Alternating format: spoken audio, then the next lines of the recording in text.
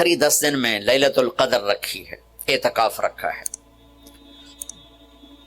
پہلی امتوں کے لیے یہ نہیں تھا کہ پچھلے سارے گناہ معاف ہو جائیں، یہ ہمارے لیے کہ ہمارے پچھلے سارے گناہ معاف ہو جاتے۔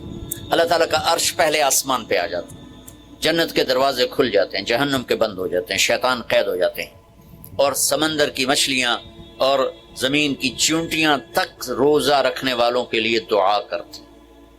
اور اللہ تعالیٰ جنت کو روزانہ کہتا ہے ان قریب میرے نیک بندے بندیاں آنے والے ہیں، تو ان کے لیے میک اپ کر لے، تو ان کے لیے تیار ہو جائے۔ یہ اللہ تعالیٰ کی رحمت کو لینے کا سیزن ہے۔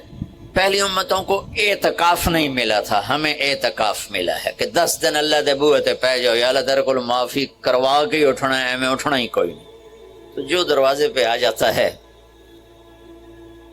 آدمی اسے معاف کر ہی دیتا ہے۔ کوئی بہت ہی سخت دل والا ہو تو معاف نہ کرے، ورنہ بڑے سے بڑے غصے والے بھی کہتا اچھا جی جاؤ معاف کی۔ اس میں ایک لیلۃ القدر ہے، وہ بعد میں بات کرتا ہوں۔ پھر اللہ تعالیٰ نے اس میں غریب آدمی کی کہ روزے اچھے گزر جائیں، عید اچھی گزر جائے، اس کے لیے اللہ تعالیٰ نے صدقہ فطر رکھا ہے۔ ہم اسے عید کے ساتھ جوڑ دیتے، پہلی رمضان سے دینا چاہیے تاکہ غریب اپنا کوئی روزہ تو رکھ سکے۔ پہلے رمضان سے 29 رمضان تک جب مرضی دے دیں، اور اگر وہ فطرانہ ادا نہیں کرتا تو اس کے روزے اس کے سر کے اوپر سے بھی نہیں جاتے، وہیں کھڑے رہتے۔ اور عام طور پر یہاں اخبار میں ٹی وی پر گندم کے لحاظ سے آتا ہے 2 سیر کنک دے دو، وہ تھوڑے سے پیسے ہیں، 100-200 روپے ہے۔ میں آپ کو آپ سب مالدار لوگ بیٹھے ہیں، میں آپ کو اپنے نبی کا صدقہ فطر بتاتا ہوں کہ آپ کیا دیتے تھے۔ آپ کشمش دیتے تھے، کھجور دیتے تھے، جو بھی دیے ہیں۔ تو کشمش 3 کلو، بازار میں 3.5 کلو، بازار میں جا کے پوچھیں جو سب سے اچھی کشمش ہو، یا پھر درمیانی، گھٹیا نہیں درمیانی اور سب سے اچھی، پتہ کرے وہ کتنی ہے، 1000 روپے کلو ہے، 1500 روپے کلو ہے۔ آپ کے گھر کے 4 افراد ہیں تو ایک گھر سے 6000 روپے غریب کو جائے گا۔ آج تو 6000 میں ایک ہفتہ نہیں گزرتا۔ تو اب سب سے عرض کرتا ہوں ویسے بھی خیرات کریں، افطاریاں کروائیں، اور صدقہ فطر کشمش کے حساب سے دیں۔ یہ آپ سب بھائی بہنوں کی خدمت میں گزارش ہے۔ اللہ نے آپ کو رزق دیا، خرچ کریں، یہی آپ کے ساتھ جائے گا، باقی سارا ادھر ہی رہ جائے گا۔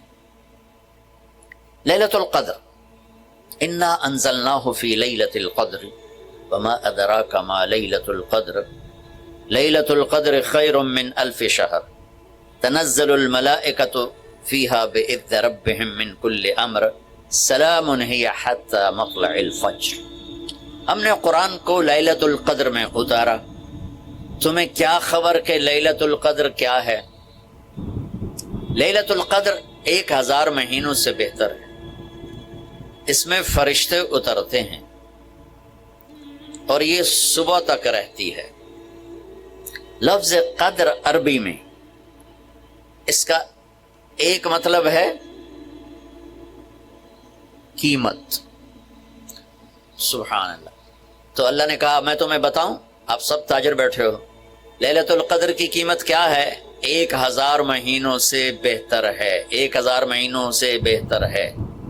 اب 1 روپے پر 1000 نفع لے سکتے ہیں؟ دنیا میں کوئی ایسا کاروبار ہے؟ جو ہیروئن بیچتے ہیں وہ بھی نہیں لے سکتے۔ اب میرا اللہ کہہ رہا ہے 1 رات 1000 مہینے، یعنی کوئی 82-83 سال۔ یہ تو آ گیا پہلا قدر۔ دوسرا اس کا مطلب ہے تنگ پڑ جانا، تنگ پڑ وقت فقدر علیہ رزقہ۔ تو تنزل الملائکۃ فیہا، تنزل الملائکۃ والروح فیہا، کہ اس رات اتنے فرشتے اترتے ہیں کہ زمین تنگ پڑ جاتی ہے۔ سبحان اللہ، اتنے فرشتے آتے ہیں زمین تنگ پڑ جاتی ہے۔ تیسرا مطلب ہے قدر، مقدار کو، تو اللہ تعالیٰ نے اس کا آخری مطلب بھی بتایا، سلام ہی حتی مطلع الفجر، کہ یہ فجر کی نماز تک، فجر کی اذان تک یہ رہتی ہے۔ 3 مطلب ہیں قدر کے، تینوں اللہ نے قرآن میں کور کیے۔ قیمت کیا ہے؟ 1000 مہینوں سے بہتر۔ تنگی کیا ہے؟ فرشتوں سے زمین بھر جاتی ہے۔ مقدار کیا ہے؟ صبح صادق۔ لیلۃ القدر 27 کی نہیں ہوتی، 21، 23، 25، 27، 29۔ اب یہ 5 راتیں جاگ لیں، چھٹ آپ لوگ تو ویسے رات کے بادشاہ ہو، جاگ لو۔ تو لیلۃ القدر مسجد میں نہ گزارو، گھر میں گزارو۔ یہ مسجدوں میں اشتہار لگ جاتے ہیں، فلاں کے ساتھ شب قدر گزاریں، فلاں حضرت کے ساتھ شب قدر گزاریں، پھر ادھر کوئی صلاۃ تسبیح پڑھ رہا ہے باجماعت، عورتیں صلاۃ تسبیح کی جماعت کرا رہی ہیں، اور پتہ نہیں اور کتنی عجیب و غریب قسم کی عبادات شروع ہو جاتی۔ یہ نفل عبادت ہے، میرے نبی گھر میں پڑھتے تھے۔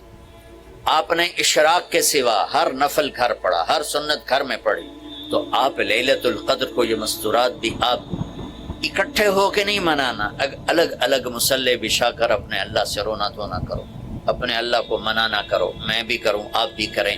نوافل کی جیسے ابھی شب برات گزری تو اشتہار تھے، میں جا رہا تھا ادھر غلام آباد میں ایک جنازہ ہو گیا تھا، تو اشتہار فلاں حضرت کے ساتھ شب برات گزاریں، فلاں مسجد میں شب برات گزاریں، فلاں جگہ شب برات گزاریں۔ بھائی وہ گھر میں منانے کی ہے، مسجد میں نہیں۔ میرے نبی نے نفلوں کو تنہائی میں ادا کیا، فرض کو مجمع میں ادا کیا۔ لیلۃ القدر میں جاگنا نفل ہے، اور پھر جب اکٹھے ہو جائیں گے لوگ اور عورتیں تو پھر ساتھ غیبت بھی چلے گی، اور ایک غیبت کا بول ساری رات کو اڑا کے رکھ دے گا۔ مردوں یا عورت اکٹھے ہو جائیں، غیبت سے تو بچتے نہیں، نہ ہی رک سکتے ہم۔